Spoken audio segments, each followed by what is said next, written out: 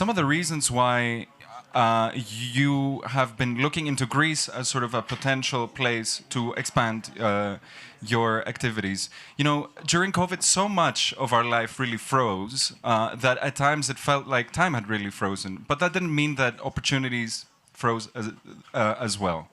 And I think Greece was one of the very clear standout countries where you saw a country sort of tackle the challenges of the pandemic in a new and innovative and unexpected way, and then sort of turn this really difficult time into an opportunity for itself to attract investment and to sort of position itself in the global map.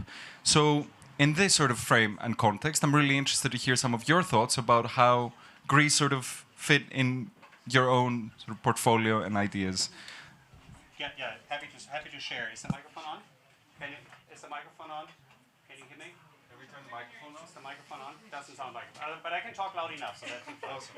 So, most importantly, Kalispera. Very nice to be here. My name is Mark Müller-Eberstein. I'm actually born in Germany, so I know Greece from about this size on when my family took me around the world, and I got to know what Greece looked like in the long time ago, in the 1980s, and backpacked through Greece in the 1990s, and then moved with the IT industry from Germany to the United States. I worked for Microsoft and retired about 13 years ago and started to do investments. Investments in the tech space mostly, but also real estate and a couple of other things.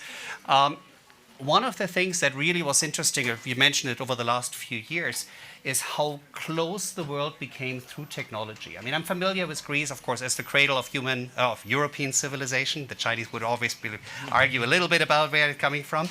But seeing the potential of what's happening with education, I think that the investments that have been done over the last decades, investment in infrastructure, and seeing the entrepreneurial spirit that has been born, I think, over the last, well, probably even over the last decades, but really come out through the technology opportunities of that the global pandemic brought us, that really shrank distances to a space where it was just about who has the best ideas, who has the right potential. And I can see, especially in the high-tech environments, we see a lot of startups in the Athens area, but also even people that have moved out, as long as there's reasonable internet connection, that are starting to participate, either as individual contractors, as entrepreneurs, even development teams that are coming and joining our global technology community and contributing. I think it's in a very impressive way. And now, of course, the things are defrosting. We're starting to travel again. We start to have the opportunity to build teams locally.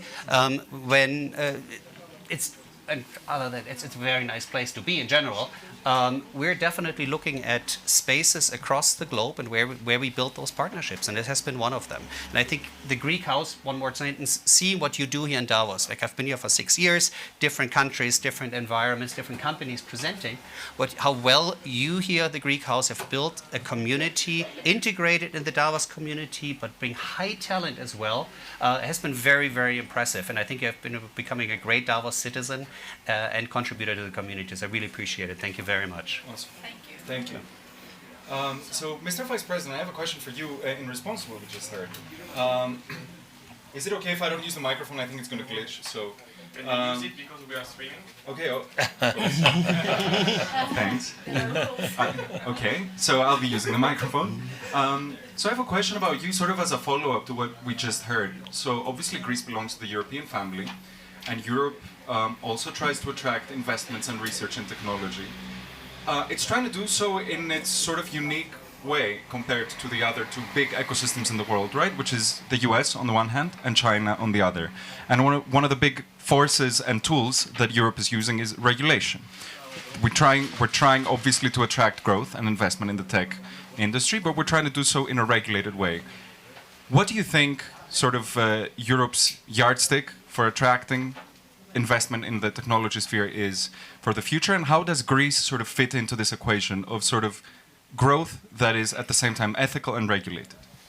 Yeah, I think one cannot discuss sectoral growth policies unless takes a look at the broader development and growth ecosystem in Greece.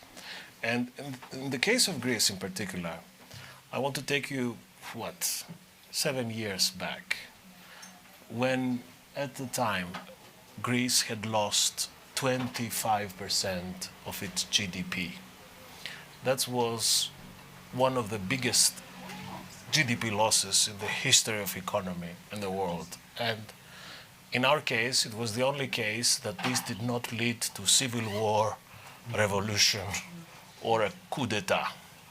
So the starting point is that Greeks, with these historic sacrifices that they assumed, wanted to anchor the place of the country at the core of Europe, in the Eurozone and the European Union. And this is the safest indication of a stable growth ecosystem. The second thing is the neighborhood. If you look Greece's place in southeastern Europe, then you will see that in a radius of 500, 600 kilometers from Athens, this is the only country which is member of the EU, member of the Eurozone, member of Schengen, member of NATO, and member of the Council of Europe. Means that this is at the first tier, at the hardcore of all integration treaties. And this, when it comes to investment, matters a lot. It matters a lot. And the third and final point is the current juncture now. We have a government which, okay, it's not a secret that I'm a member of Nea Dimokratia, and although I'm a European Commissioner, so I work and speak for Europe, not for Greece, but I cannot but share with you that this government is a government that for the first time in many years approaches the art of governing with a certain talent of a CEO talent, if I may put it. We have left these messianic leadership models behind us.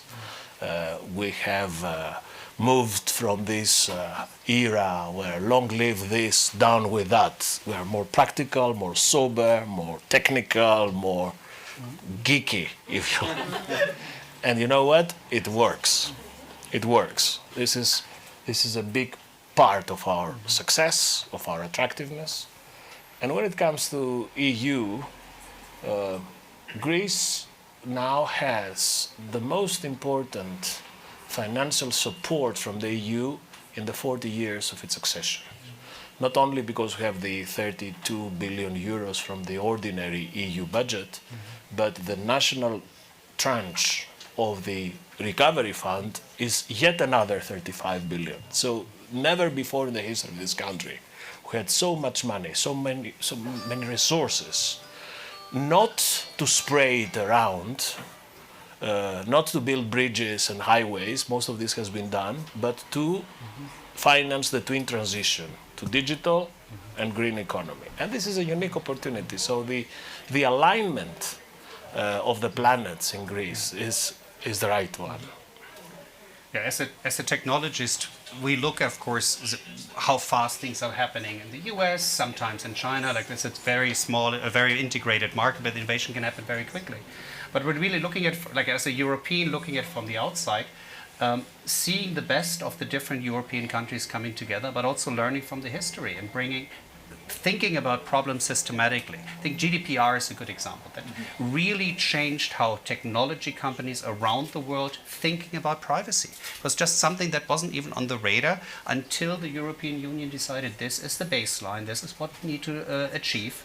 And again, very painful lessons from the history that I think bringing us to a way that helps the rest of the world and the community to do this. Gaia right now is the next project where it's about how do we store data. There's really, the European Union can be on the forefront of helping technology and driving innovation in a much more responsible way. Mm-hmm. I was very sort of personally, I related a lot to what you said, Mr. Vice President, about Greece's sort of successful trajectory over the past few years. You know, I think the world is kind of starving for optimistic stories. Yes, it's a very gloomy time. True. If you think about where Greece was just a few years ago, literally on the verge of disaster, and where it's this U-turn that it's managed to do, I think it's quite inspirational. So I wanted to delve a little bit more deeply into it and ask you, Mark, if you've been following sort of Greece as a potential country of interest year after year.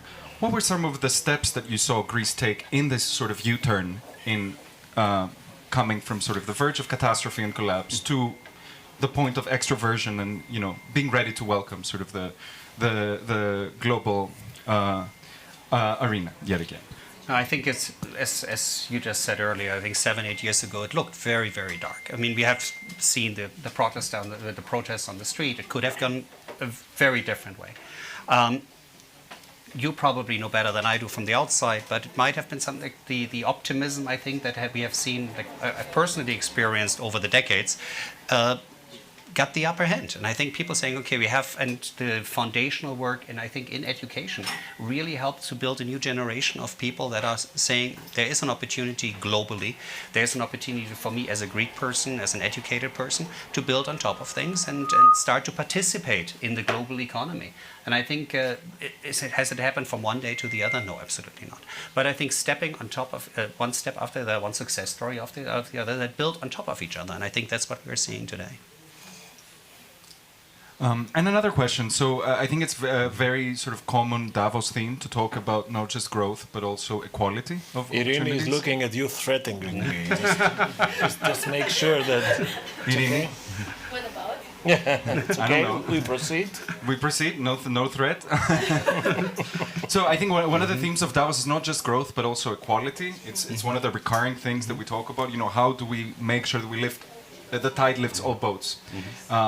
So when it comes to sort of this fourth industrial revolution that we're experiencing, this sort of technological exponential growth, how can we make sure that this is an inclusive growth? And I kind of want to hear the takes from both of you, if you want to start, Mr. Well, if you would ask me, what I would like to see coming out of Davos and on the meeting of business leaders is some sort of positivity and optimism.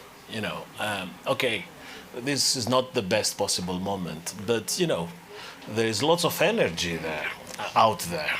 So the food security in Europe. Europe is a self-sufficient continent on food security. So I would plea for a bit more of optimism and trust into the economy. I think we need that. There is in the West, both in Brussels and I think also in Washington, what some call the intellectual appeal of pessimism. The most pessimistic you are, the more interesting you get, the more invitations you get to talk to media and talk shows. And I'm not of this school. I think we need a more optimistic view. We have the policy objectives. We know what we need to do for the twin transition in Europe. We have the resources.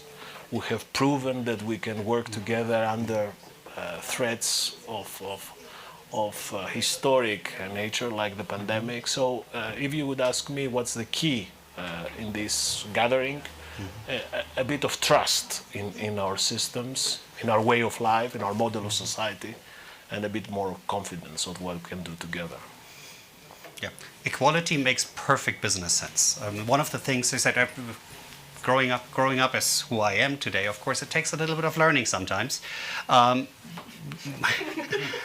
One of my big learnings was when I was at Microsoft. We were looking at building businesses around the world, and I said, so one of the things for our Japanese subsidiary, I don't want to pick on anybody, hopefully here, was in traditional Japanese society. We had highly educated men, highly educated women. Usually they spoke better English, but that's fine.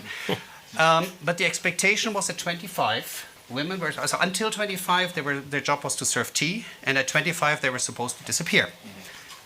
Well, at Microsoft, we saw that as an opportunity. So we hired very highly motivated, top of the capability, female leaders and contributors to our company. And you could see Microsoft Japan became the place for technology talent to congregate and to build on top of each other. And of course, the NECs and everybody else did really not move much. But we did, it made perfect sense for us, and it paid off very, very, very well. So.